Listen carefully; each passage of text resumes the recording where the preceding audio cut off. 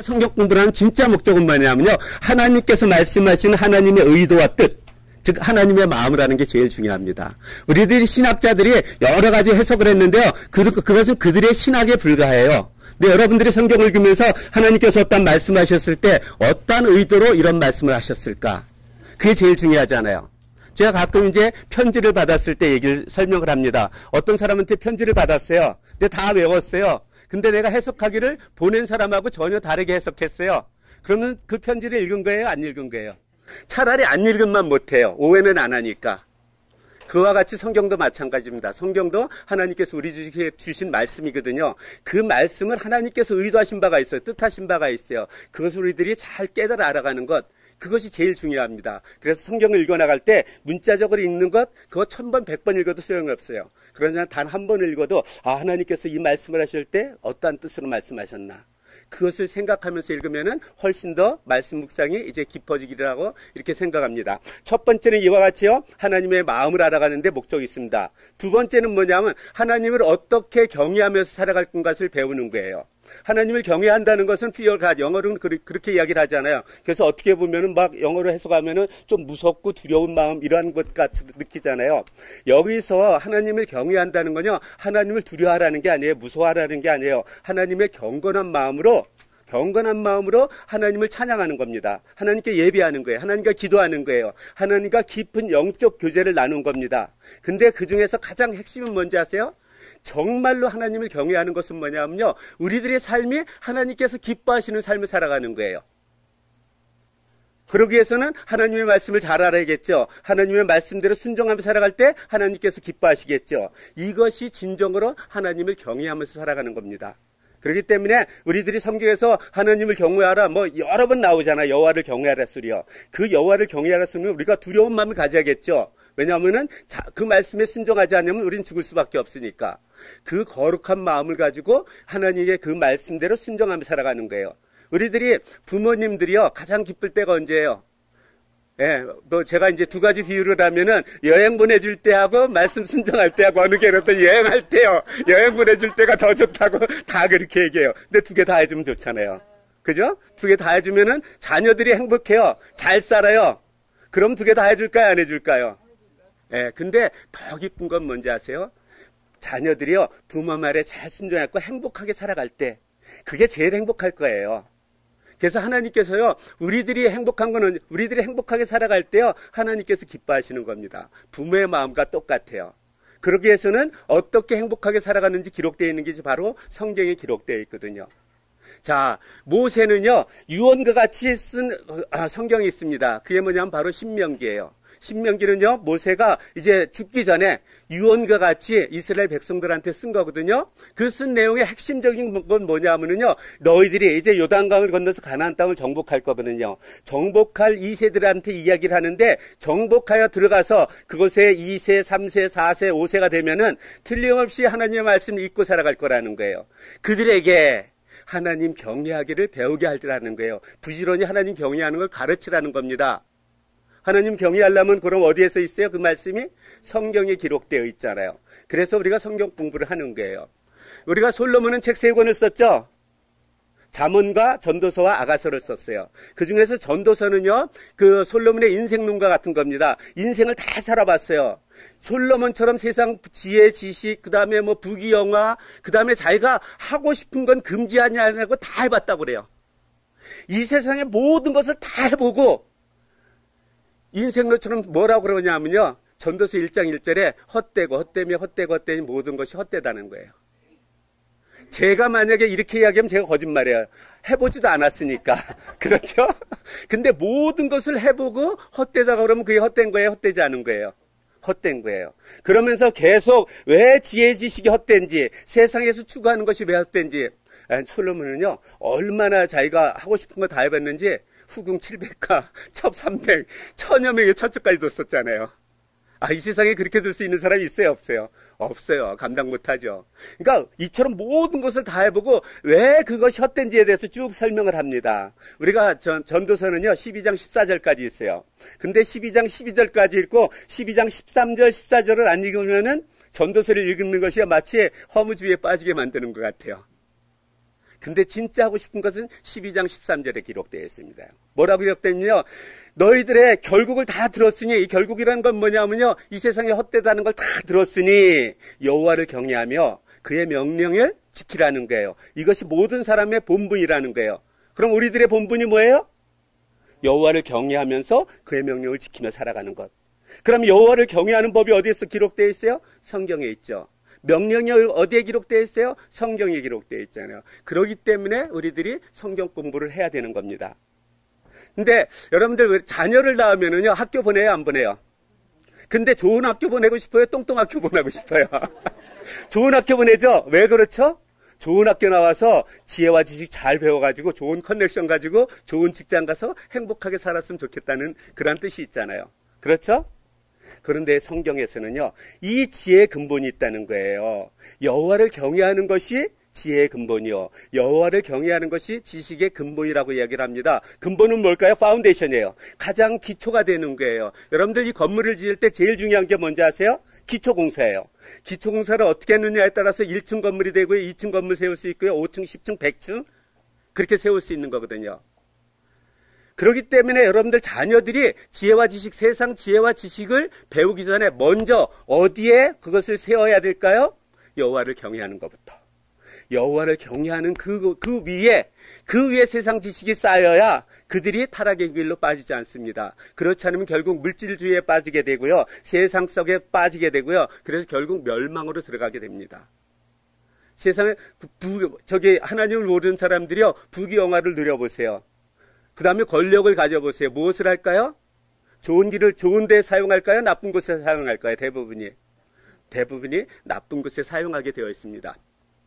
그래서요, 바울은 그 안에는요, 지혜와 지식과 모든 부하가 감춰져 있다고 합니다. 여기서 그는 예수님을 말해요. 예수님 어떤 분이죠? 말씀이 육신이 되어서 오신 분이에요. 그 말씀이 어디에 기록되어 있죠? 성경에 기록되어 있죠. 그럼 성경에는 뭐가 있어요? 지혜가 있고 지식이 있고 모든 부하가 감춰져 있어요.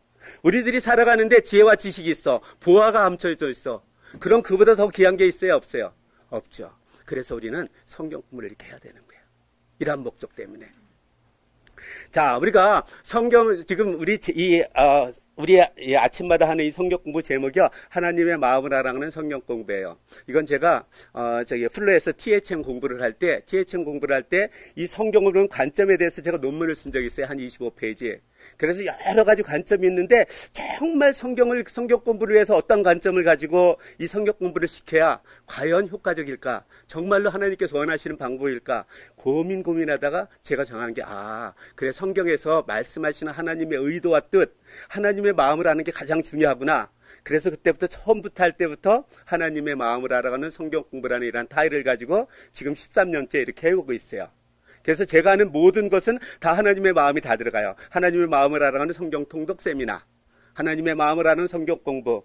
제 책도 이제 새로 나온 책은요, 그 CLC에서 새로 나온 책은 성경에 나타난 하나님의 마음.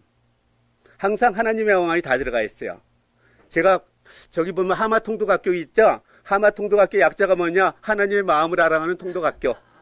그거 약자예요. 예, 제가 지은 겁니다.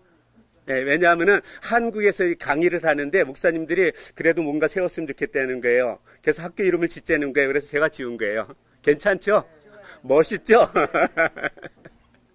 그래서 지금 줌으로 여기 시간 매주 금요일 저녁에 제가 한국에 계시는 분들한테 강의를 하고 있어요. 목사님들도 들어오고 전도사님들 들어오고 그다음에 평신도도 들어오고. 그래서 많은 분들은 안 돼요. 한 30명 정도 이렇게 전체 돼 있는데 워낙 바쁘잖아요. 토요일 날 오전이니까 한국에 9시 반부터거든요.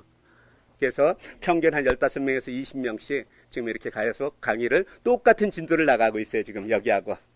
그래서 만약에 주일날 못 오시는 분들은요, 금요일날 그냥 저녁에 들어오셔서 이렇게 참석하셔도 괜찮습니다. 거긴 시간이 조금 더 여유 있어요, 여기보다. 자, 우리가 하나님의 마음을 알아가는 이 성경 공부인데요. 성경은요, 66권으로 되어 있는 성경책입니다. 이것이 성경 66권이라고 해서 66권의 성경이 한 권일까요? 성경이 아니면 한 권의 책일까요? 성경은요, 66권으로 되어 있는, 그러니까 66권의 그걸 단원으로 되어 있는 한 권의 책으로 보면 맞습니다. 그래서요, 성경에는요, 66권 있는데요, 66권이 있는 이유가 있어요. 왜냐하면은 그 문화와 그 다음에 상황과 환경이 다 다르거든요. 그렇기 때문에 그런 다양한 환경 가운데 있는 사람들한테 하나님께로 돌아오라고, 복음으로 돌아오라고 전하는 것이 이게 그 성경의 전체적인 있는 내용이에요. 저는요, 그래서 이 성경을 오케스트라하고 비교를 합니다. 오케스트라에는 풀 오케스트라가 한 70명 정도가 된다고 그러더라고요. 근데 아주 성대하게 할 때는 한 100명 정도 되고, 대충 한 70명 정도 되는데요. 성경 66권이면 약 70권이잖아요. 70명이잖아요. 아주 기가 막히게 맞더라고요. 자, 여러분들 오케스트라는요, 다양한 악기가 모여서 그 지휘자의 지휘에 따라서 아름다운 음악을 만듭니다. 그렇죠? 자기가 아름다웠다고 해서 맨날 혼자 아름다운 소리를 낼까요? 아니면 어떨 때는 가장 아름다운 소리도 가장 적게 나고 가장 거친 소리가 가장 크게 날 때가 있을까요? 예. 그 지휘제, 그 음악에 따라서 어떨 때는 크게 나야 될 때 있고 작게 나야 될 때가 있어요. 그런데요, 어떤 사람은요, 이렇게 한참 동안 가만히 있다가 그냥 쨍쨍쨍쨍 하고 끝날 때가 있어요. 아무것도 안 하는 것 같아요. 근데 클라이막스에서 만약 이 사람이 먼저 이걸 치지를 않으면은요, 그 효과가 안 나요. 성경도 마찬가지예요. 성경도 어떤 것은요, 저하고 하나, 아무런 관여가 없는 것 같아. 관계가 없는 것 같아요. 근데 그것이 어느 때, 어느 날 읽을 때는요, 나한테 큰 감명을 줄 때가 있습니다. 그렇기 때문에 아름다운 오케스트라를 위해서, 편한 데 앉으시면 돼요, 여기. 오케스트라가 아름다움을 이루기 위해서는요, 그 모든 악기가 적절한 소리를 낼 때 그 아름다운 음악을 나듯이 우리가 성경을 하나님의 마음을 알기 위해서는요, 성경 각 성경에서 말씀하시는 하나님의 마음을 우리가 알았을 때 더욱더 하나님을 우리가 깊이 알아갈 수 있는 겁니다. 어때요? 오케스트라하고 비슷하죠?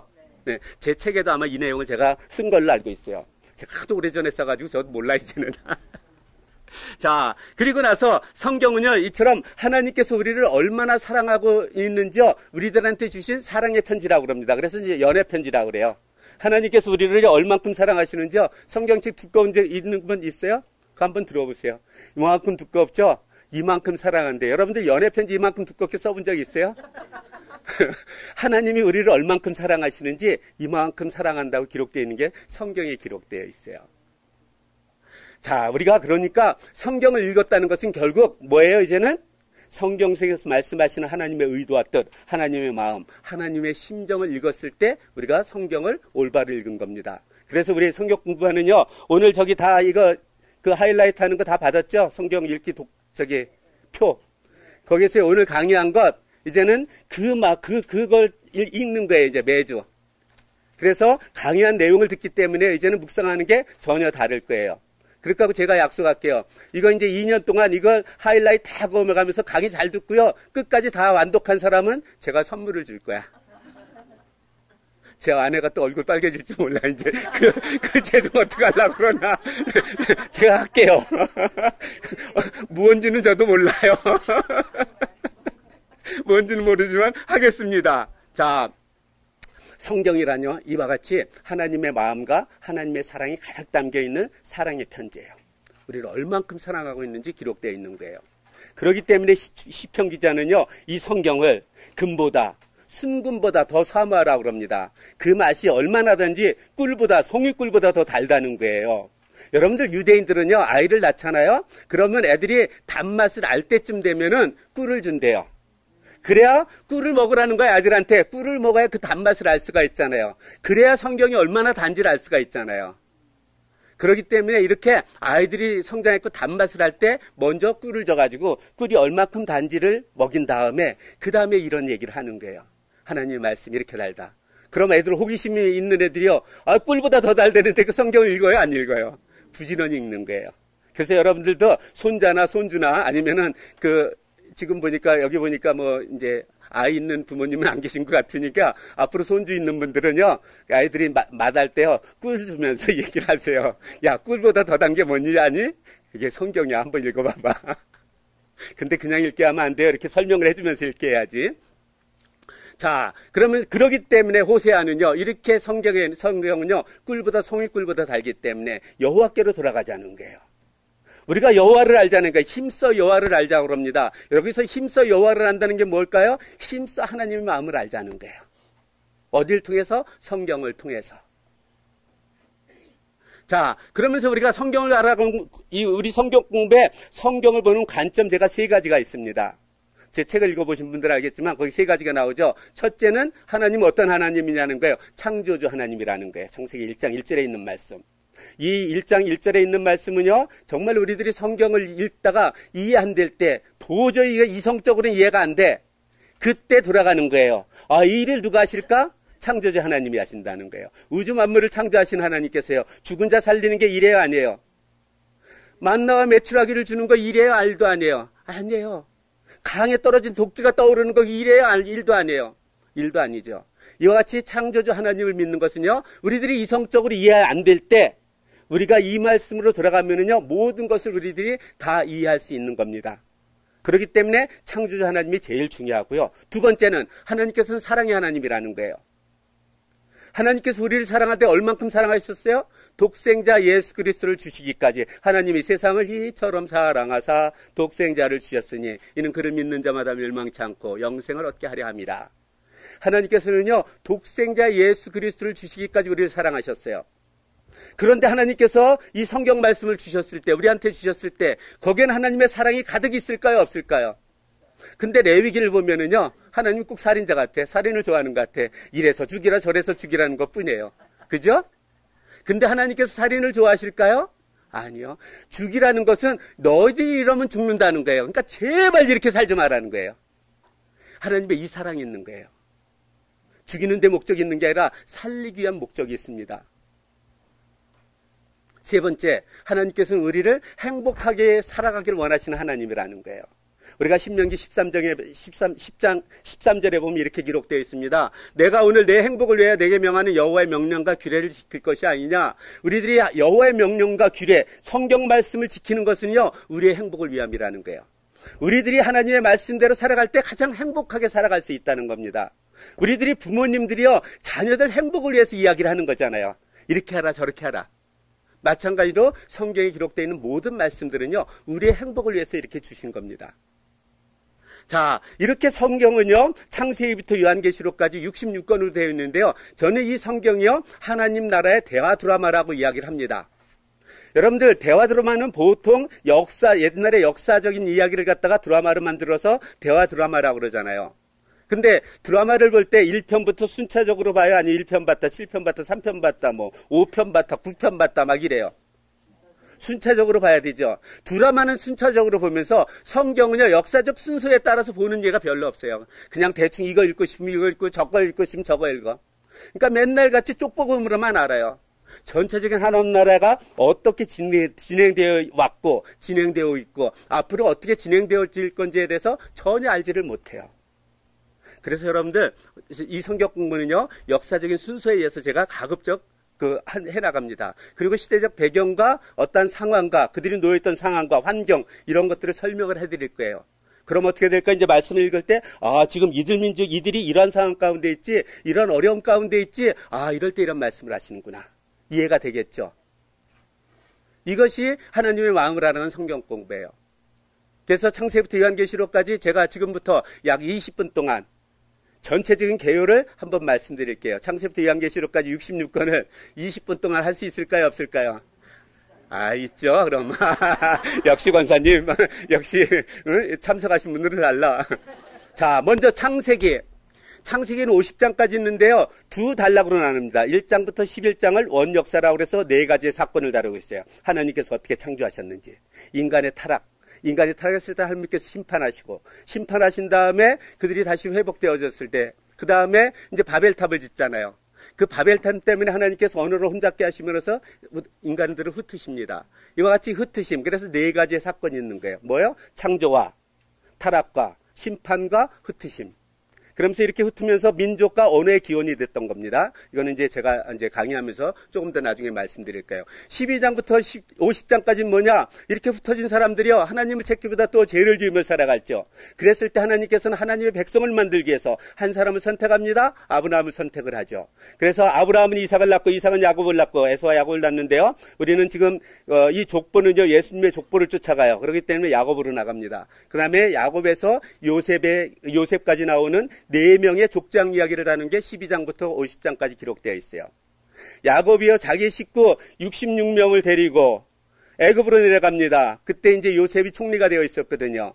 그래서 거기에 내려가서 약 350년 됐을 때 한 사람이 탄생합니다. 누구죠? 모세가 탄생을 하죠. 그래서 모세가 탄생을 해갔고요. 그 당시에 이스라엘 민족도요, 애굽에 들어갔을 때는 총리의 가족으로 가지만 세월이 한 200년 지나니까 요셉을 모르는 새로운 왕이 등장을 합니다. 새로운 왕조가 등장을 하죠. 그러니까 가만히 보니까 히브리 사람들이 애굽 사람들보다 더 많거든요. 잘못하면 나라를 빼앗기게 됐어요. 그래서 그 왕이 이제 산하 제한을 시작을 하게 되죠. 그래가지고 아이들을 낳으면은 이제 나일강에 던지기까지 이야기를 합니다. 자, 그럴 때 태어난 아들이 바로 모세예요. 모세는요, 이러한 환경 가운데 태어나서 40년을요, 왕이 되는 교육을 받아요. 하나님의 계획입니다. 왜냐하면 이스라엘 민족들을 인도해 내야 되는데, 하늘의 별 같은 민족이 됐어요. 그들을 인도해 내야 되는데, 이들이 너무나 오랫동안 그러니까 종과 노예로 있었기 때문에 그들을 인도해 낼 만한 리더십이 아무도 없었어요. 그럼 왕 같은 리더십이 필요하잖아요. 그래서 하나님께서는 모세를 히브리인으로 태어나게 하지만 그 공주의 양아들이 되어서 애굽에서 최고의 교육, 왕이 되는 교육을 갖다 궁중에서 받는 겁니다. 40년 동안. 그럼 요새가 이제는 어머니로부터 그 히브리인들의 그 자존감도 배웠으니까 이제 내가 뭐 좀 할 수 있겠다. 어깨에 힘도 들어가 있었죠. 그랬을 때 자기가 그래도 좀 이스라엘 민족들을 어떻게 돕겠다고 그러다가 애굽 사람을 죽이죠. 그런데 그게 뽀록 나잖아요. 그 다음날. 그래서 도망갑니다. 그래서 40년 동안 미디안에서 처가살이를 해요. 여러분들 왕자 같은 모세가 처가살이 40년을 했어요. 그러면 자기가 아직도 왕자라고 그 다음에 자기가 무엇을 할 수 있다고 생각할까요? 생각할 수 없죠. 이 40년의 기간은요, 하나님께서 모세의 그 자아를 죽이는 시간이었었어요. 이 교육받은 건 머릿속에 있기 때문에 안 없어집니다. 그러나 자기가 무엇을 할 수 있다는 이 자존감을 갖다가 없애는 거예요. 왜냐하면 하나님의 일은 하나님께서 하시는 거지, 우리를 사용하는 것이, 하시는 것에 불과한 거지, 우리가 무엇을 하는 건 아니거든요. 그렇기 때문에 하나님께서는 그 모세를 갖다 40년의 처가살이를 통해서 완전히 자기가 아무것도 할 수 없다고 생각했을 때 하나님께서 떨기나무 가운데 나타나셔서 어떻게 해요? 소명을 주시잖아요. 그래서 지금 히브리인들이 애굽의 종으로 살고 있는 그들을 인도해 내라는 거예요. 그래서 인도해 내가지고 그 시내산에 도착하는 것이 기록되어 있는 것이 출애굽기 19장까지 기록되어 있어요. 그리고 나서 20장부터 40장까지는요, 20장부터 40장까지는 시내산에서 약 11개월 동안 머물면서 무엇을 받았는지에 대해서 이야기를 하고 있습니다. 첫째, 10계명. 그건 헌법과 같은 거예요. 지금 말하면 헌법과 같은 10계명을 받고요. 두 번째는 우리들이 살아가는데 필요한 모든 율례와 규례가 있는 레위기를 받습니다. 세 번째는 하나님께서 이제 통치하셔야 되잖아요. 하나님이 거하실 궁전이 필요하죠. 그래서 성막을 만드는 거예요. 그것이 기록되어 있는 거에 출애굽기 20장부터 40장까지 기록되어 있어요. 그리고 나서 그들이 성막을 완성을 언제 하냐면은 출애굽한 지 2년째, 그러니까 그 다음에죠. 첫째 달 첫째 날 성막을 갖다가 다 조립해가지고 완성을 하죠. 그리고 나서 역사는 이제 민수기로 넘어갑니다. 민수기에 넘어가서 12일 동안 이들을 갖다가 성막이 됐어요. 그럼 성막 봉헌식을 해야 되죠. 그래서 12지파에서 하루씩, 민수기 7장에 나옵니다. 하루씩 12일 동안, 그러니까 1월 2일부터 1월 13일까지 성전 봉헌식을 가져요. 그럼 1월 14일이 무슨 날인지 아세요? 6월절이에요. 그렇게 해서 6월절을 지냅니다. 그리고 나서 2월 1일 인구조사를 하는데 60만 3,550명. 그들이 2월 20일 이제 시내산을 출발해서 약 39년 동안에 이제는 그 광야에서 광야 시대를 보냅니다. 이 광야 시대는 무엇을 하냐면 하나님의 백성으로서 이제 훈련받는 시간이었었어요. 39년 동안 이들을 훈련시킵니다. 하나님의 백성이 되기 위해서. 우리가 군대 가면은 4주 동안 군사훈련을 받았듯이요. 이들은 40년 동안 훈련을 받는 것이 바로 이제 민수기에 기록되어 있는 거예요. 그리고 나서 이제 훈련이 거의 마쳐졌을 때 이제 가나안 땅을 정복해야 되는 거예요. 가나안 땅을 정복하기 전에 모세가 가만히 생각해 보니까요. 자기가 살아있을 때도 조금 무슨 일만 있으면 맨날 같이 원망했잖아요, 하나님을.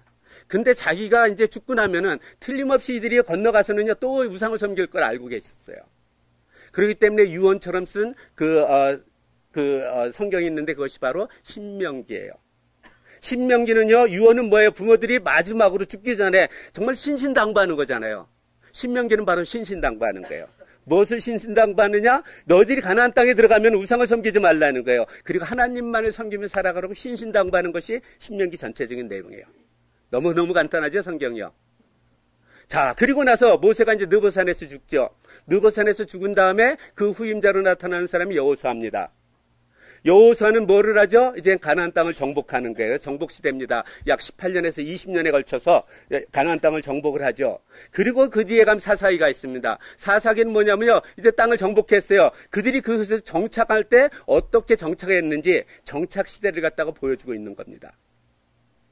이들이요, 그렇게 하나님께서 모세를 통해서 신신당부를 했는데도 이제 이방인들과 혼인해가지고 우상을 섬기면서 타락하잖아요. 이렇게 타락하면 하나님께서 심판하십니다. 심판하면 이들이 회개해요.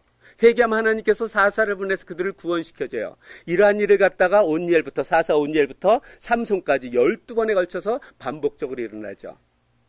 이렇게 이스라엘 민족들은 하나님의 백성임에도 불구하고 하나님께서 주시기로 약속한 가나안 땅에 살아가면서 이렇게 죄를 지을 때 하나님을 알지 못하던 한 모압 여인의 아름다운 사랑 이야기가 룻기에 기록되어 있어요. 그 사사시대에 있었던 일이에요, 이것이.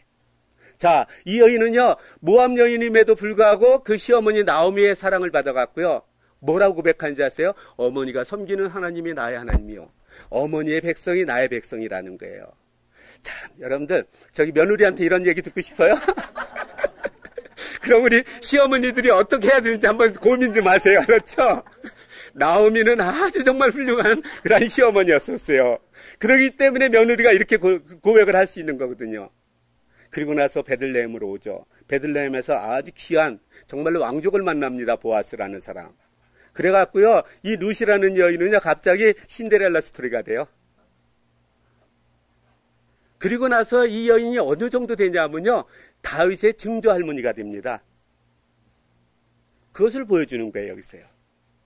자, 그리고 나서 룻기 뒤에는 뭐가 있어요? 사무엘상이 있죠.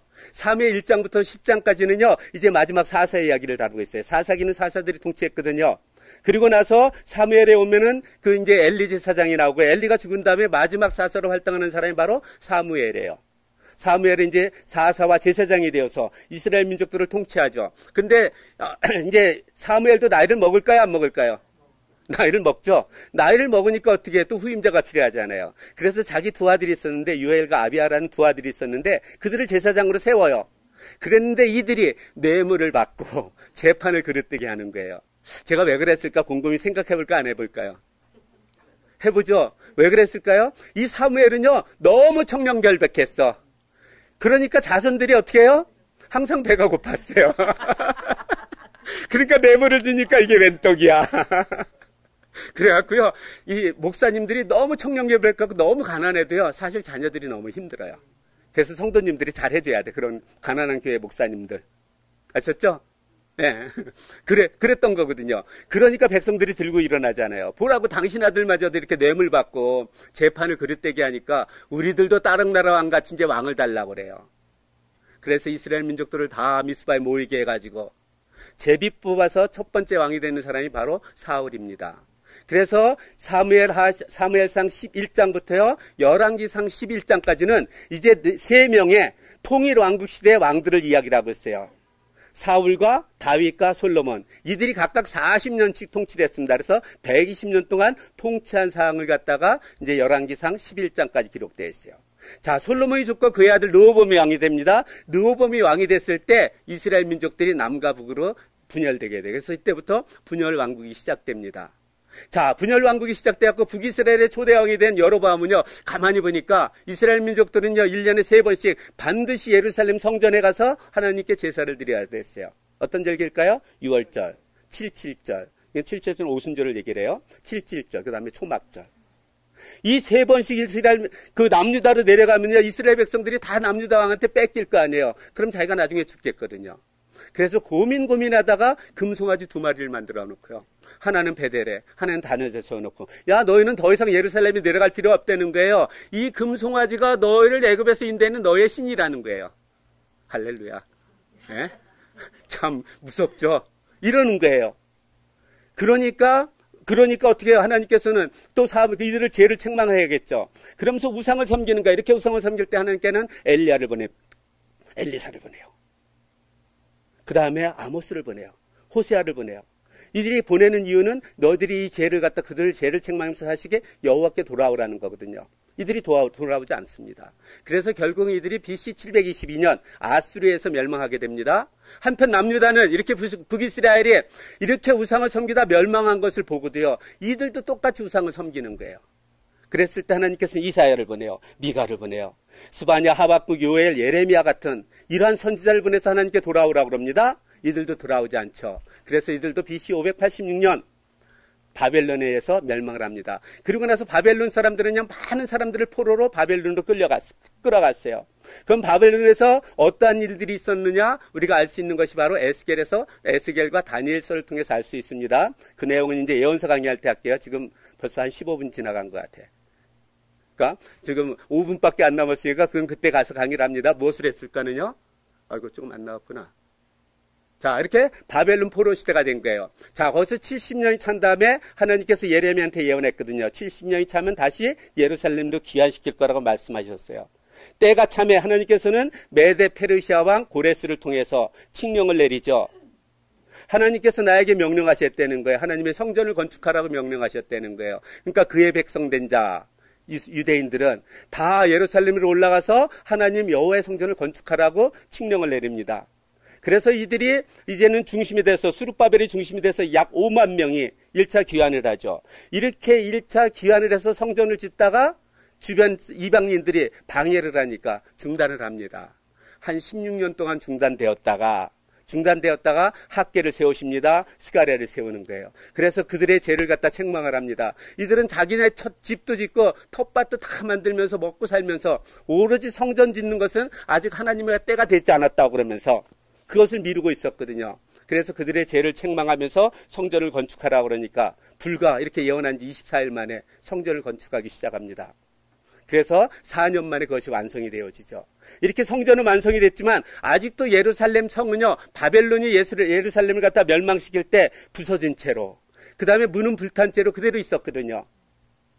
그러다 보니까 또 외부에 있던 그 이방인들이요, 계속 예루살렘에 와서 거기에 살고 있는 사람들을 괴롭혔습니다. 그 소식을 느헤미야가 듣습니다. 느헤미야가 그 소식을 들은 다음에 고민을 하죠. 금식하면서 어떻게 하면 내가 우리 백성들을 도울 수 있을까? 여러분들 금식하면 얼굴에 살이 질까요? 쏙 들어갈까요? 쏙 들어가잖아요. 이게 왕의 술을 따르는 술관원인데요. 왕이 딱 보니까 하루아침에 여기 쏙 들어간 거야. 야, 이놈아, 너 아프지도 않는데 왜 그래? 너 속으로 지금 무슨 음모기 무는 거 아니야? 아마 이렇게 책망했을 거예요. 그랬을 때 느헤미야는 금식하면서 기도하고 있었거든요. 금식하고 기도하고 있었기 때문에 그때 왕한테 이야기를 한 거예요. 왜 그런지에 대해서. 그러면서 나의 백성이 지금 예루살렘에서 이렇게 큰 고통을 당하고 있다는 거예요. 그 이야기를 했을 때 그 왕이 이 느헤미야를 유다 총독으로 보냅니다. 그래서 유다 총독으로는 이 느헤미야는요, 불과 52일 만에 무너졌던 걸 갖다가 다 복구를 하죠. 자, 세월이 흐르면은 느헤미야도 죽고 에스라도 죽겠죠. 그러면 또 지도자가 없으면은 목자 없는 양들이 어떻게 될까요? 또 뿔뿔이 자기 잘났다고 또 살아가겠죠. 그러면은 죄를 지으며 살아가요? 선한 일을 하며 살아가요? 죄를 지으며 살아가죠. 그럼 죄를 지으니까 어떻게 해요? 또 하나님께서 심판을 하셔야 되잖아요. 그러니까 이스라엘 민족들이 맨날 같이 화가 나는 거예요. 사실 이스라엘 민족들이 예루살렘으로 귀환할 때는요, 하나님께서 크게 어떤 그 부흥해 줄 그런 큰 기대를 하고 있었거든요. 정말 놀라운 일들이 일어날 줄 아는 거예요. 근데 막상 귀환하고 살아보니까 이거는 삶이 맨날 같이 어려움의 연속인 거예요. 맨날 외부로부터 침범받고 그냥 어려움 뿐인 거예요. 그러니까 이스라엘 민족들이요, 야, 과연 하나님께서 우리를 사랑하실까? 하나님께서 우리들한테 언약한 그 언약이 아직도 유효한가? 정말 하나님께서 우리하고 함께 하셨는데 정말 하나님께서 우리와 함께 하실까? 이렇게 퀘스천 마크가 있었어요. 근데 이때 하나님께서는 말라기를 통해서 내가 너희를 사랑하였노라 외칩니다. 이스라엘 민족들이 거기에 대해서 네, 맞아요. 그럴 수 있어요? 없어요? 없죠. 그러니까 주께서 어떻게 우리를 사랑하셨나이까 하면서 막 그냥 하소연을 하죠. 예? 이때 하나님의 마음이 너무 아팠어요. 그래서 이때부터요, 약 400년, 450년 동안 아무 말도 안 하십니다. 이 기간이 중세사예요. 신구약 중간사라는 시간이 바로 이때예요. 예수님께서 오시기 전까지 있었던 일. 그럼 이때 하나님께서 무엇을 하셨을까? 이때는요, 예언자도 안 보내고요, 하나님의 말씀도 없었어요. 그럼 하나님께서 뒷짐지고 눈 감고 계셨을까요? 무엇인가 하셨을까요? 무엇인가 하셨죠. 무엇을 하셨을까요? 이스라엘 민족들이요, 그렇게 하나님께서 많은 이적과 기적을 보여도 하나님의 얼굴을 단 한 번이라도 그들이 봤어요? 못 봤어요? 우상은요, 눈에 보여요? 안 보여요? 그럼 안 보이는 하나님과 보이는 우상과 어느 걸 섬길까요? 보이는 우상을 섬긴 거예요. 그러니까 하나님께서 이때 결단하십니다. 안 되겠다. 내가 그렇다면 친히 육신되어서 이 땅에 가야지. 그래서 내 모습을 보여야지. 내가 얼만큼 사랑하는지 친히 보여줘야지. 결단하는 시간이었었어요. 그럼 결단하면은 아무 때나 나타나셔야 돼요. 무엇인가 하나님께서 이 땅에 오시기 위해서 필요한 게 있을까요? 필요한 게 있죠. 무엇을 준비했을까? 그건 나중에 중간사 할 때 여러분들의 설명을 드릴게요. 이러한 모든 준비가 되었을 때 하나님께서 이 땅에 오실 모든 인프라가 준비가 됐어요. 그랬을 때 갈라디아서 4장 4절에 보면 때가 찼다는 거예요. 때가 참에 하나님께서 그 아들을 보내사 여자의 몸에서 나게 하셨다는 거예요. 이 사람이 누구예요? 예수님이에요. 예수님께서 오시면서 이제 예수 시대, 신약 시대가 펼쳐지는 겁니다. 예수님께서 사역 이제 33년 동안 이 땅에 사셨잖아요. 33년 동안 사시면서 천국 복음을 선포하셨거든요. 예수님께서는요, 하나님이 우리나라 대통령이요, 외국에 가서 평생 있어요. 거기서 일 끝나면 돌아와요. 하나님께서 이 땅에 오셨어요. 그 다음에 여기 평생 동안 우리하고 이 땅에서 육체적으로 있어야 될까요? 하나님께서 하신 목적 이루면 돌아가셔야 될까요? 돌아가셔야 되거든요. 그래서 예수님께서 이 땅에 오셔서 하시는 것은 뭐냐면 결국 천국 복음을 전하면서 그 다음에 이 세상의 모든 죄를 십자가에서 자신이 짊어지는 겁니다. 우리들의 죄를 사하시기 위해서. 그래서 십자가에서 죽으시는 거예요. 죽으시기 위해서 이 땅에 오셨어요. 누구를 위해서? 우리를 위해서. 우리를 살리기 위해서. 나의 죄의 싹은 사망이잖아요. 나는 죽어야 됐어요. 근데 누군가 내 죄 싹스를 갖다 페이오프 해줬어요. 그럼 어떻게 돼요? 내가 아직도 죄인의 의인이에요. 의인인 거죠. 예수님께서 이처럼 우리를 의인으로 만들기 위해서 이 땅에 오셔서 십자가에서 죽으신 겁니다. 우리들의 모든 죄를 지고. 그리고 나서 예수님께서 죽으신 다음에 3일 만에 부활하시죠. 그리고 나서 승천하시기 전에 약 40일 동안 이 땅에 계셨습니다. 40일 동안 이 땅에 계신 걸 어디 기록되어 있느냐? 사도행전에 기록되어 있어요. 예수님께서는 이제 승천하실 때가 됐어요. 승천하실 때가 됐을 때 예수님께서 제자들한테 이야기를 합니다. 너희들은 아버지께서 약속하신 그것을 받을 때까지 이 성에 머물러 있으라는 거예요. 그 약속이 무엇일까요? 성령을 얘기를 하는 거예요. 그 아버지께서 약속하신 그 성령이 너에게 임하면 너희가 권능을 받아 예루살렘과 온 유다와 사마리아와 땅끝까지 이르러 내 증인이 될 거라 이야기를 하죠. 그러고 나서 예수님께서 승천하십니다. 승천하신 다음에 10일 후가 그게 바로 오순절이에요. 40일 동안 계셨으니까. 부활한 날부터 50일 되는 때가 오순절이거든요. 그래서 10일 후에 마가의 다락방에서 기도하고 있을 때 성령이 내리죠. 성령이 임하죠. 그리고 나서 이들이 성령을 받은 다음에 어떻게 해요? 예루살렘에서 온 유대로 사마리아로. 그 당시에 땅끝은 로마라고 생각을 했습니다. 로마의 수도가 바로 로마였었기 때문에 로마 제국이. 그래서 로마까지 어떻게 복음을 전해지는지 기록되어 있는 게 사도행전에 기록되어 있어요. 자, 이렇게 복음을 전할 때 그 각 교회에 교회를 설립을 하잖아요. 교회를 설립하는데 교회 문제가 생긴 거예요. 매배 핍박으로 인해서 이들의 믿음이 흔들리고 또한 교회 내부에서는 또 이단 사상이 나오는 거예요. 이렇게 교회 핍박과 이단 문제로 인하여 이들이 복음에 믿음에 대해서 흔들림이 있을 때 다시 복음으로 돌아오라고 쓴 편지가 있는데 이것이 바로 서신서입니다. 자, 창세기가 서론이라고 하면요, 제일 마지막에 이제 요한계시록 한 권이 남았어요. 그럼 요한계시록은 뭘까요? 요한계시록을 쓸 당시에는요, 그 로마 황제가 누구였었냐면 도미티안이라는 사람이었었어요. 아주 이 사람이요, 요한계시록 쓸 때는 거의 반미치광이 상태였었어요. 왜냐하면 이 사람이 96년까지 통치를 하는데 아마도 한 95년에 아마 요한계시록을 썼을 거예요. 통치 말년에 반미추광이 상태였었거든요. 그렇기 때문에 황제 숭배를 하지 않으면 죽이고 감옥에 넣고 유배 보내고 이러한 상황 가운데 있었던 거예요. 어떤 사람에게 상관없어요. 형제 자매도 필요 없었습니다. 그만큼 미친 사람이었었거든요. 그러니까 그리스도인들은 황제 숭배를 할 수 없었잖아요. 그러니까 얼마나 큰 핍박이 있었겠어요. 이러한 핍박 가운데 있는 사람들한테 먼저 하늘나라에서 그 예배 장면을 보여주는 겁니다. 4장 5장에서. 그 하늘나라의 예배 장면을 보여주면서 우리로 하여금 어떠한 상황 가운데 있든지 믿음을 배역하지 말라는 거예요. 그래서 이 예배자의 하나가 되라는 거예요. 그리고 나서 지금 너희들이 받고 있는 고난도 힘들지만 앞으로 이거보다 더 큰 고난이 이 땅에 있을 거라는 거예요. 그 더 큰 고난을 보여주는 것이 바로 7개 인재앙과 7개 나팔재앙을 얘기를 하는 겁니다. 그리고 나서 이제 진노의 대접이 있는데 그건 이제 제가 요한계시록 강의할 때 이제 설명을 드릴 거예요. 그러면서 우리들한테 보여주는 게 있습니다. 그것은 뭐냐면 우리들이 영원히 갈 천국이 얼마나 아름다운지에 대해서 보여주고 있는 거예요. 여러분들 지금 내가 사골세 빵을 살고 있어. 근데 2년 후에는 지금 맨션 아파트 지금 100평짜리 맨션 아파트에 들어가려고 지금 준비하고 있어. 다 페이오프 해놨어.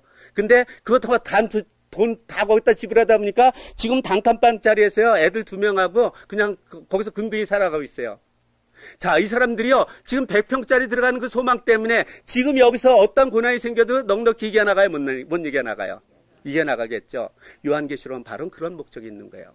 우리들이 이 세상에 살아갈 때 어떠한 고난 가운데 고난과 환란이 있을지라도 영원히 갈 천국을 바라보라는 거예요.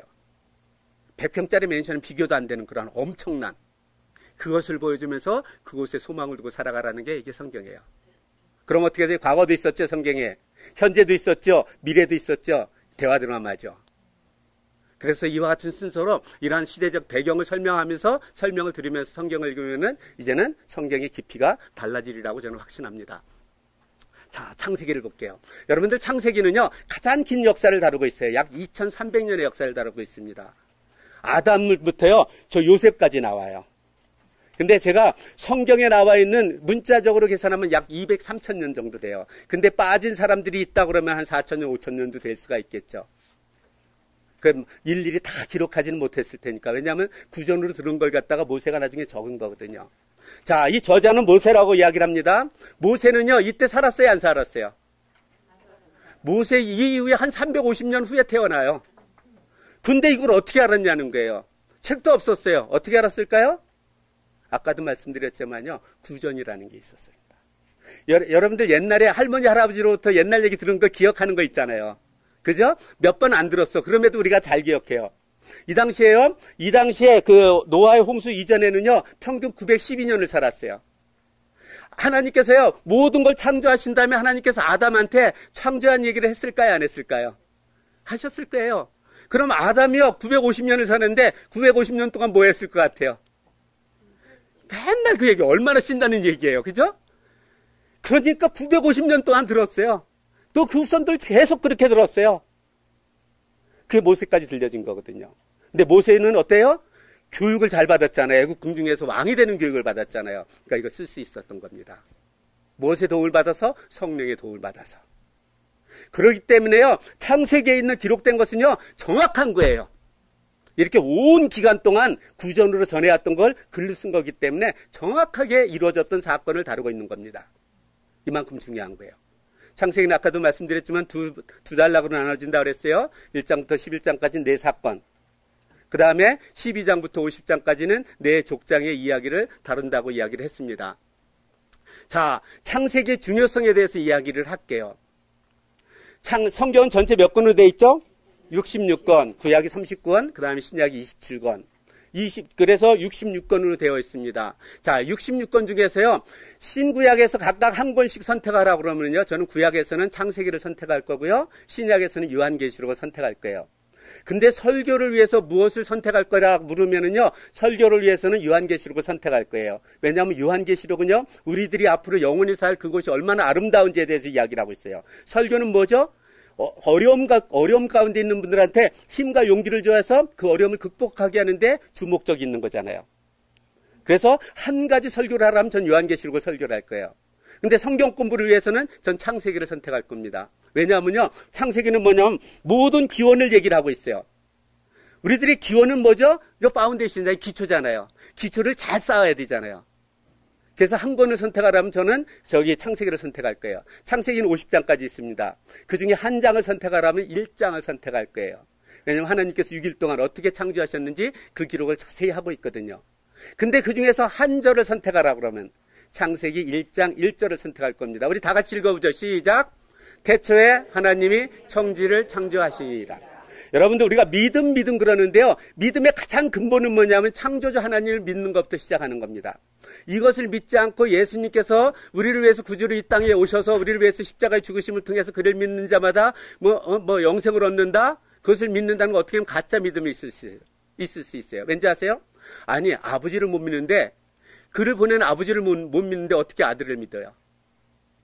그래서 믿음의 가장 기초는 뭐냐면 창조자 하나님 믿는 것부터 시작을 하는 겁니다. 이것을 믿으면요, 성경의 구약에 기록되어 있던 모든 사건들이 믿어져야 안 믿어져요? 믿어지는 거예요. 그만큼 중요한 것이 바로 창세기 1장 1절의 말씀입니다. 자, 우리가 그 신학교에 가면은요, 조직신학이라는 걸 배워요. 조직신학이라는 건 뭐냐면은, 우리가 성경에 나타나는 여러 가지 론 있잖아요. 뭐 성령론, 기독론, 뭐 교회론, 뭐 신론, 뭐 여러 가지 론이 있거든요. 학설이 있어요. 이것을 조직적으로, 그 다음에 논리적으로, 체계적으로 이렇게 잘 배우는 그러한 학문이에요. 근데 제가 이제 MDB를 할 때요, 신론을 쓴 적이 있습니다. 신론을 써갖고 제가 그래도 A뿔 따고 맞았어요. 자, 신론이 있는데요. 신론은 뭐냐 하면은요, 지금 말하는 우리가 믿지 않는 사람들한테 하나님이 있다는 걸 갖다가 전하는 것이 아니라, 그 당시엔 무신론자들에게, 유신론자들이 이러한 이유로 신이 있다는 걸 이야기를 합니다. 그게 우상이든 어쨌든 자기들이 섬기는 그 신이 있다고 이야기를 하는 거였어요. 근데 우리는 그 신이 누구라고 그러는 거죠? 하나님이라는 거예요. 자, 그 신론에는 우주론이라는 게 있어요. 우주는 뭐냐면 원인 없는 그 결과는 없다는 겁니다. 제가 나오기 위해서 누가 있었을까요? 저희 부모님이 있었어요. 그죠? 저희 부모님은 또 저희 조부모님들이 있었어요. 이와 같이 쭉 올라가다 보면 한민족은 그 원조가 뭐라고 그러죠? 당군이라고 그러죠. 당군신화. 그렇죠? 근데 성경은 쭉 올라가면 아담이에요. 그리고 아담을 창조하신 분이 있다는 게 하나님. 누군가 오리진이 있다는 거, 원인이 하나님이라고 설명하는 것이 바로 성경에 기록되어 있는 거예요. 그래서 유신론자들은 자기들의 어떠한 이유를 통해서 신이 있다고 그러지만, 우리는 어때요? 그 신이 바로 하나님이라는 거예요. 하나님께서 우리를 창조하셨다는 거예요. 자, 목적론이라는 게 있습니다. 목적론은 뭐냐면요, 이 세상에 있는 존재하는 모든 것은 만든 사람이 있고 만든 목적이 있다는 거예요. 여러분들 이 컵이요, 하늘에서 그냥 갑자기 뚝 떨어졌어. 믿을 수 있는 분이 있어요, 없어요? 이 컵 하나도 누가 만든 사람이 있고 목적이 있죠. 그렇죠? 이 세상에 존재하는 모든 것은요, 어떠한 그 만든 사람이 있고 목적이 있다는 거예요. 집마다, 그 성경에서 뭐라고 그랬냐? 집마다 지은이가 있는데요, 만물을 지으신 이는 누구예요? 하나님이라는 거예요. 이와 같이 유신론에서 얘기하는 그러한 모든 목적들을 해서 신이라고 그러는데, 그 신은 우리는 성경에서 말하는 바로 하나님이라고 이야기를 하는 것이 바로 이제는 이 신론에서 제가 주장했던 거예요. 그랬더니 저희 학부장님, 저기가 지금 총장 되셨는데 그분이 그러시더라고요. 논문 MDB에서 이제까지 이렇게 쓰는 거 처음 봤대요. 그러면서 A뿔 딱 주시더라고. 자, 어쨌든, 자, 이렇게 하나님이 지으신다는 거예요. 근데 여러분들, 하나님이 지으신 걸 갖다가 본 사람이 있어요, 없어요? 우주 만물을. 아담도 못 봤어요. 그럼 이걸 어떻게 믿느냐는 거예요. 여러분들 히브리서 11장을 뭐라고 그러죠? 믿음장 그러잖아요. 그 믿음장에는 많은 믿음의 조상들이 나오죠. 그 믿음의 조상들의 믿음을 이야기하기 전에 먼저 이렇게 이야기를 합니다. 믿음으로 모든 세계가 하나님의 말씀으로 지어진 줄 우리가 안다는 거예요. 아브라함한테 그 설명을 했을 때 아브라함 믿었을 거예요. 하나님께 설명해 주셨을 때. 그러면은 그 아브라함이 또 후손들한테 얘기했을 때 다 믿었을 거예요. 근데 어느 정도까지는 계속 그걸 잘 믿었을 거예요. 근데 한참 지나면 이제 조금씩 의심이 생기기 시작하죠. 그래서 우리는 더 믿기가 힘들어졌던 거예요. 근데 믿음 그러는 것은 뭐냐면요, 하나님께서 말씀하시는 것, 그것을 믿는 거예요. 우리들이 누군가 대화할 때 그분을 믿을 수 있는 건 그분의 인격을 믿을 수 있는 거잖아요. 그렇기 때문에 우리가 믿는 거잖아요. 근데 우리 하나님의 신을 못 믿으면 우리 여기에 있을 필요가 없는 거죠. 이렇게 하나님께서 말씀하신 것은 정확하다는 거예요. 이것을 믿는 것이 바로 그 믿는 거예요. 보지는 않았지만. 여러분들, 사실 보고 믿는 건 믿는 게 아니에요. 본 거지요. 보지 않았지만 믿는 것은 그게 진짜 믿는 거거든요. 하나님 보이지 않아요. 그렇지만 성경에서 말씀하고 계세요. 그래서 믿는다는 거예요. 이게 믿음이죠. 본 건 본 거잖아요. 그죠? 그래서 우리가 믿는 것은 안 보이지만 예? 이렇게 세계에 지어진 것을 믿는 것, 이것이 바로 믿음이라는 겁니다. 그래서 창세기 1장 1절을 믿으면 모든 것을 믿을 수 있다 없다? 모든 것을 믿을 수 있는 거예요. 이만큼 창세기 1장은 중요한 겁니다. 자, 그리고 나서 이제 5일 동안 어떻게 창조하셨는지 성경에 기록되어 있어요. 성경은 태초에 하나님이 천지를 창조하시니라. 여기서 천지는 영어 성경은 The heavens and the earth라고 나와 있어요. 하늘들과 땅이에요. 이 1장 1절을요, 학자들이 이것을 대명제로 봐요. 어떤 학자들은. 그래서 하나님께서 천지를 창조하셨다는 대명자에 6일 동안 어떻게 창조하셨는지 기록되어 있다, 이렇게 주장하는 분들도 있고, 아니라는 거예요. 천지도 첫날에 창조했고 빛도 첫날에 창조했다는 거예요. 저는 후자 쪽입니다. 저는 엔지니어 출신이라서요, 저는 후자 쪽을 더 선호를 해요. 자, 여러분들 그 바울이 뭐라고 그랬죠? 셋째 하늘에 올라갔었다고 그랬죠? 하늘이 몇 개요? 하늘들이에요. 그죠? 세 번째 하늘은 하나님이 계신 곳을 얘기를 하거든요. 이 땅에 하늘이 세 개가 있어요. 첫째는 대기권 하늘, 우리들이 쓴 것. 그 다음에 대기권 밖의 하늘. 하나님이 계신 하늘, 성경에 보면은. 그래서 셋째 하늘이라고 이야기를 하거든요. 이게 헤븐스잖아요. 그래서 헤븐스와 그 다음에 땅을 창조하셨다는 거예요, 첫날. 그리고 나서요, 2절에 뭐라고 기록되어 있냐면요, 그 땅이요, 혼돈하고 공허하며 깊은 흑암 가운데 있었다는 거예요. 그랬는데 하나님의 영이 그 수면에 운행하시더라는 거예요. 그럼 이 땅이 뭘로 덮여져 있을까요? 물로 덮여져 있던 거예요. 그러니까 혼돈한 거죠. 딱딱하지 않으니까. 수면 위에 운행하신다라는 거예요. 그 하나님께서 걸으셨을까요? 아버님 창조하시면서 이렇게 서 계셨을까요? 나중에 설명해 드릴게요. 예? 서 계셨어요. 근데 왜 운행하는 것처럼 됐는지 아세요? 지구 자전을 하면은. 지구가 어떻게 해요? 돌아가니까. 가만히 있어도 움직이는 것 같잖아요. 운행하는 것처럼. 저는 엔지니어이기 때문에 이런 게 잘 이해가 돼요. 자, 그리고 나서 그 까맣게 암흑 속에 있잖아요. 흑암 중에 있었잖아요. 근데 하나님께서 빛이 있으라 하니까 빛이 있었다는 거예요. 이 빛은 어떤 빛일까요? 태양은요, 넷째 날 만들으세요. 그럼 이 빛은 어떤 빛이라는 거예요? 이 빛은 저는 하나님의 영광의 빛이라고 이야기를 합니다. 우리가 요한계시록 21장에 보면요, 그 성에는요, 그 성은 새 예루살렘을 얘기를 합니다. 햇빛과 해와 달이 필요 없다는 거예요. 비침이 필요 없다는 거예요. 왜냐? 하나님의 영광이 비치고 예수님이 등불이 되어 주시기 때문이라는 거예요. 우리는요, 태양빛이 있어야지만 빛이 있는 줄 알아요. 아니요, 태양빛보다 더 밝은 빛이 있습니다. 어떤 빛일까요? 하나님의 영광의 빛. 여러분들, 바울이 다메섹에 가다가요, 눈이 멀잖아요. 햇빛을 보고 눈 멀었어요? 아니면 환상 가운데 예수님을 보고 눈을 멀었어요? 예수님 보고 눈 멀은 거거든요. 그 밝은 빛에 눈을 멀은 거거든요. 이와 같이요, 우리는 이 세상에 살다 보니까 태양빛이 없으면 마치 그 빛이 없는 줄 알아요. 그래서 첫째 날, 둘째 날, 셋째 날은요, 어떤 학자들은 이렇게 이야기를 합니다. 하루가요, 뭐 몇백억 년, 몇 억 년을 지나갔다고 이야기를 해요. 왜 그런지 아세요? 오랫동안 되면은 뭔가 일어날 확률이 있잖아요. 그래서 그렇게 얘기를 하는데요. 저는 엔지니어 출신이라서 그걸 전혀 동의할 수 없습니다. 저는요, 공장 자동화를 옛날에 여기 이제 하루가 되는 그란이 있겠는데요. 여러분들 하루가 되는 조건은 딱 한 가지만 있으면 돼요. 지구의 자전만 있으면 돼요. 그죠? 하나님께서요, 이 우주 만물을 창조하셨을 때 내가 한번 심심한데 만들어 볼까 했을까요? 아니면 이 우주 만물에 대한 어떤 설계도가 있었을까요? 설계도가 있었어요. 성경에서 말씀해야 되잖아요. 우리가 요한계시록 4장 11절에 보면은 이렇게 기록되어 있습니다. 주께서 만물을 지으신지라 만물이 주의 뜻대로 있었다는 거예요. 주님의 계획대로, 설계대로 있었다는 겁니다. 그대로 지어졌다고 이야기를 해요. 그렇다면은 하나님께서 이 세상을 갖다가요, 하루 24시간을 만들 계획을 하셨을까요? 안 하셨을까요? 하셨던 거예요. 제가 시간이 없어서 정리하고 넘어갈게요. 자, 둘째 날은 이제 땅이 물로 이렇게 덮여져 있었잖아요. 그때 이 물로 덮여져 있는 이불을요, 나누어서 궁창을 만드는 거예요.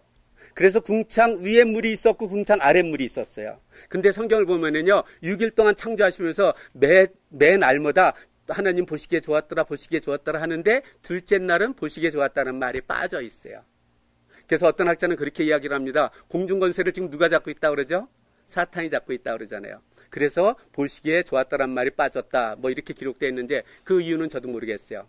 어쨌든 둘째 날은 보시기에 좋았다는 말이 빠져 있습니다. 자, 우리가 한번 둘째 날 볼게요. 둘째 날에는요, 땅이 있었고요. 저 초록색이 저게 이제 물로 덮여 있는 거예요.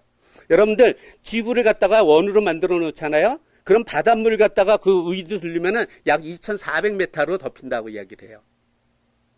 이 당시에는 2,400m로 덮여 있었던 거예요. 그렇기 때문에 혼돈을 왔던 거예요. 물은 혼돈스러운 거잖아요. 그렇죠? 밟으면 어떻게 해요? 그냥 빠지니까. 근데 이것을 갖다가 이렇게 되어 있는데, 이때 무엇을 만드냐면 물을 갖다 둘로 나누는 거예요. 궁창을 만드는 거예요. 그래서 궁창은 우리 대기권 하늘, 이 하늘을 얘기를 합니다. 근데 이 궁창이요, 궁창 아래에 물이 있었고요, 궁창 위에 물이 있었어요. 여러분들, 똑같은 물이지만요, 이게 점점 지름이 넘어가면 이게 두께가 얇아져요, 두꺼워져요. 올라갈수록 얇아지죠? 그래갖고 궁창 위에 있는 물은요, 어느 선에선가 이게 기포 상태로 돼가지고, 기포 상태로 해갖고 물이 있지만, 태양빛과 달과 해를 갖다 다 볼 수 있는 상태로 되어 있었던 거예요. 기포 상태로, 투명하니까. 그랬는데 이 띠가 무슨 역할을 했었는지 아세요? 온실의 역할을 한 거예요. 그래서 이 띠가 있을 때는요, 인간이 땅에 사는 데 있어서 가장 적절한 온도와 습도와 모든 것을 유지했던 거예요. 그러니까 900년 이상 살았던 거예요. 근데 이게 이제 노아 홍수 때 이제 떨어지는 거거든요. 그 이제 다음 주에 제가 강의를 할게요. 자, 그리고 나서 셋째 날 어떻게 하냐면요, 이 궁창 아래에 있던 물, 땅을 덮고 있던 물을 갖다가 한 곳에 모이게 합니다. 그리고 묻이 드러나는 거예요. 여러분들, 한 곳으로 모이려면 어떻게 하면 될까요? 땅을 가르는 거예요. 땅을 가르면 어떻게 돼요? 물 쏘였던 게 깊은 데로 들어가겠죠? 여러분들, 태평양에요, 뭐라더라. 그 어떤 해구가 있는데, 11,000m나 돼요, 깊이가. 에베레스트산 넘어도 그 위로 물이 엄청나게 많은 거예요. 그렇게 가르면 어떻게 될까요? 이 덮고 있던 모든 물들이 쏠리겠죠. 그래서 한 곳에 모이게 합니다. 이것이 바로 바다예요. 드러난 묻이 이게 땅이 되는 거예요. 그래서 이렇게 셋째 날은요, 땅과 바다를 이렇게 창조하신 겁니다. 그리고 나서 넷째 날 가서 드디어 해와 달과 별을 갖다가 만드시는 거예요, 궁창에. 이 궁창은 대기권 밖을 얘기를 하는 거예요. 여기서 나오는 궁창은요. 그래서 여러분들, 그 둘째 날 궁창이라는 것은 우리가 대기권 안을 얘기를 하는 거고요. 여기에서 말하는 넷째 날은요, 대기권 밖에 있는 해와 달과 별이 있는 그것을 얘기를 하는 겁니다. 그래서 해와 달과 별을 만드시고요, 이것으로 하여금 땅에 비치게 하는 거죠. 그래서 이때는 어떻게 될까요? 그럼 하나님의 영광이 이제 그쳐지는 거예요. 그래서 이때부터는 태양으로 하여금 낮을 주관하게 하고, 밤에는 달과 별이 있잖아요. 하나님께서는, 저는 그 생각을 했어요.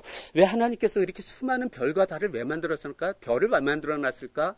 근데 여러분들 생각해 보세요. 지금 별이 별로 안 보이지만요, 별이 없는 하늘 본다 그러면 얼마나 삭막하겠어요. 정말 별 많은 거, 저 어렸을 때, 고등학교 때 수련회 갔을 때 교회에서 여름방에 봤던 그 별이요, 잊혀지지를 않아. 꽉 차 있잖아요, 그냥. 얼마나 아름답습니까? 이렇게 아름다움을 우리한테 주시기 위해서 그 많은 별을 하나님께서 창조하신 것 같아요.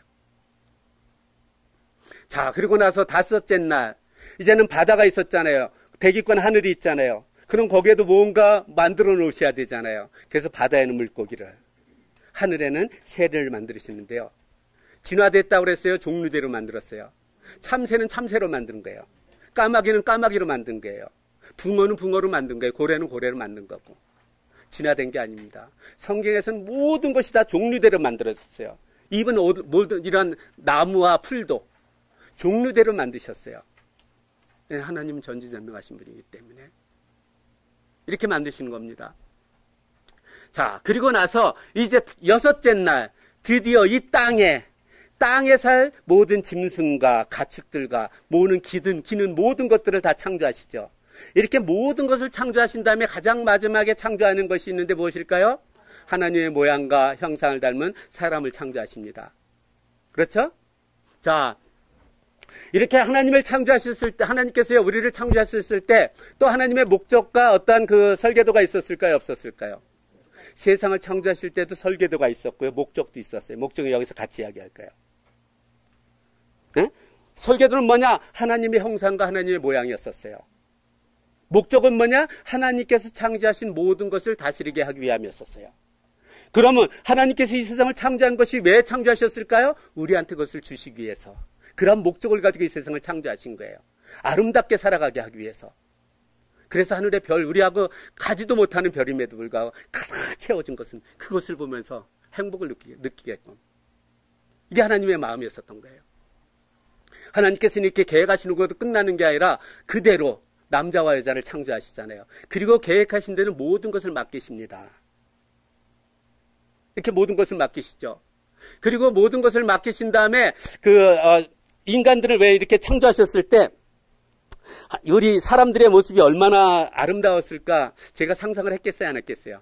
제가 맨 처음 이거 할 때요, 제 인터넷 쳤어요. The most beautiful man, woman, 그 다음에 커플 해갖고 하여튼 사진을 수천 장을 봤어요.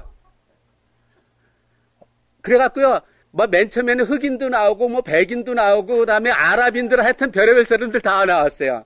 근데 성경 공부 한참 하다가 한 사람에서 바꾸다 보니까 한국 사람만 남았어요. 왠지 아세요? 그래도 한국 사람이 제일 잘생겼더라고요. 근데 여러분들, 저 정도 되면은, 이 정도 되면 하나님의 모양과 형상이 하는 사람이 있어요, 없어요? 장민호? 김수연? 아니면 저 송중기? 저 임영훈? 우리 와이프가 좋아하는 임영훈? 이 정도가 되면 하나님의 형상 같아요? 아니죠. 제가 이것 때문에 고민하니까 제 딸이 한 사진을 찾아주더라고요. 이런 사진이요. 얼굴 표정 봐보세요. 제가 있어 보여요? 없어 보여요? 이거보다 훨씬 더 아름다웠을 겁니다. 우리는 하나님의 형상과 모양으로 만들어졌기 때문에 죄가 없었어요. 선만 있었어요. 얼굴에서 빛이 났었을 겁니다. 그런 모습이 우리 모습이었거든요. 근데 죄가 들어옴을 통해서, 악이 들어옴을 통해서 우리는 타락한 거예요. 그래서 요 모양 요 꼴이 된 겁니다. 이건 우리 죄 아니야. 우리 조상들 죄야. 아담과 하와 좀 가서 하늘나라에 올라가면 좀 항의 좀 해야겠어요, 제가. 자, 이와 같이요. 하나님께서 모든 걸 창조하신 다음에 사람을 가장 나중에 창조하세요. 왜 그랬을까요? 왜 하나님께서는 기왕이면 딱 사람 먼저 창조한 다음에 하나하나 창조하는 모습을 보여줬으면 얼마나 좋았을까? 그 생각을 해봐요. 근데 그 이유가 있어요. 가장 귀하기 때문인 거예요. 여러분들 연극이나 아니면 오페라 같은 거 보면은요, 나중에 다 끝난 다음에 출연자들 소개를 하죠. 그때 주인공을 언제 소개하죠? 제일 마지막에 짜자잔 하고 나타나잖아요. 하나님께서는요, 모든 것을 다 만들어 놓으신 다음에 그 다음에 하나님의 모양과 형상으로 우리를 만들어서 이걸 다스리라고 맡기시는 거예요. 우리를 만들어 놓고 요거 있다 이렇게 하는 게 아니에요. 그냥 다 만들어 놓으신 다음에. 이게 하나님의 사랑이에요. 이와 같이요, 우리가 1장에는요, 6일 동안 하나님께서 어떻게 창조하셨는지 그것을 갖다가 이렇게 보여주고 있습니다. 그래서 창세기 1장은요, 굉장히 귀중한 장이에요. 창세기, 그래서요, 여러분들 자녀들이 하나님 창조에 대해서 이야기해달라면요, 지금 제가 이야기한 정도만 해줘도 그들이 이해합니다. 근데 이제, 가면서 계속 창조자 하나님에 대해서는 더 이야기를 많이 할 거예요. 그래서 진화론, 학교에서는 진화론을 배우잖아요. 근데 그 시험 볼 때 거기서 창조론을 쓰면 그게 0점이야. 세상하고 다르니까. 그렇지만 이건 학문이고 실제로는 어떤 건지 우리들이 가르쳐야 돼요. 창조론에 대해서는. 자, 그러고 나서요, 하나님께서 창조하신 모든 것을 보시니 하나님 보시기에 심히 좋았다라는 거예요. 여러분들, 첫째 날도 보시기에 좋았어요. 셋째 날도, 넷째 날도, 다섯째 날, 여섯째 날 하나님 보시기에 좋았었습니다. 근데 모든 것을 창조하시고 보신 그 모습은 너무너무 아름다웠던 거예요. 여러분들 화가가 그림을 그릴 때 꽃 하나 딱 그리면 너무 예쁘잖아요. 그 옆에 나무 그려도 너무 예쁘잖아요. 근데 그 옆에 또 사람도 그려야 너무 예쁘잖아요. 시냇물도 그려야 너무 예쁘잖아요. 근데 하나하나 볼 때 그렇게 예쁘지만 그것이 전체 완성이 됐을 때 더 예쁘죠. 이와 같이 하나님께서도 창조하실 때 그 보시기에 좋았는데 딱 창조하시고 해놓고 그 다음에 하나님께서 맡기신 대로 정말 잘 다스리는 거야, 사람이. 그 모습이 얼마나 아름다웠겠어요. 그래서 심히 아름다웠다고 이렇게 이야기를 합니다. 자, 그리고 나서 하나님께서는요, 만물을 6일 동안 창조하신 다음에 제7일에 안식을 하십니다. 하나님께서 왜 안식을 하셨을까요? 하나님께서 피곤하셔서 그랬을까요? 여러분들, 하나님께서 피곤하시면 하나님 신 아니죠. 그렇죠? 이사야는 뭐라고 그랬죠? 하나님은 피곤치도 곤비치도 아니하시는 분이라고 그랬잖아요. 피곤하면은 그 하나님이 신이 아니에요. 인간이지, 피조물이지. 그랬는데 왜 안식을 하셨을까요? 그 이유는 바로 우리들 때문입니다. 하나님께서 창조하신 거 누구한테 맡겼어요? 다스리도록 우리한테 맡겼잖아요. 근데 우리는 하나님의 형상과 모양으로 창조되었지만 내가 신이에요, 피조물이에요? 우리는 피조물이에요. 그렇기 때문에 6일 동안 일한 다음에 하루에 안식이 필요할까요? 필요하지 않을까요? 필요한 거예요. 그래서 우리 생체 리듬은요, 7일로 주기가 되어 있다고 이야기를 합니다. 여자들 생리도 그랬고요. 4주잖아요. 이렇게 그 일주일 단위로 모든 생리가 맞춰졌다는 거예요. 어떤 학자가요, 생산력을 조금 높이려고 독일인가 어디에서 7일 동안 일하게 하고요, 8일 되는데 쉬게 했다는 거예요. 생산력이 더 떨어졌다는 거예요. 이와 같이 하나님께서는 우리를 창조하셨을 때 하나님의 분명한 목적이 있었습니다. 그렇기 때문에 하나님께서 다시 우리는 제 7일 날 쉬는 거예요. 자, 쉬면서 우리들이 무슨 생각을 할까요? 하나님 생각하는 거잖아요. 하나님께서 안식일을 쉬셨거든요. 그날을 복되게 하셨어요. 그날을 거룩하게 하셨어요. 그러면은 지금 이 세상 온 나라 사람들이 주일 지켜야 저게 달력에 보면 7일로 되어 있어요? 아니면 8일로 되어 있어요? 그럼 그 사람들이요, 말 안 해도 하나님 믿는 거예요, 어떻게 보면은. 네? 하나님께서 정해놓으신 거거든요. 이와 같이 성경에 있는 모든 말씀은 이와 같이 정확하게 기록되어 있습니다. 이와 같이 창세기 1장을 통해서는요, 오늘 1장을 봤는데요, 1장을 통해서는 하나님께서 창조의 모습을 봤다면은, 그럼 일단 하나님께서 우리들에게 이 땅을 맡기셨잖아요. 모든 걸 맡기셨잖아요. 그럼 우리들이 맡긴 것을 어떻게 하면서 살아갔을까? 여러분들 궁금하죠? 그건 다음 주에 2장부터 이제 11장까지 제가 강의를 통해서 이제 계속 우리들의 사람들의 삶의 이야기를 다룰 겁니다.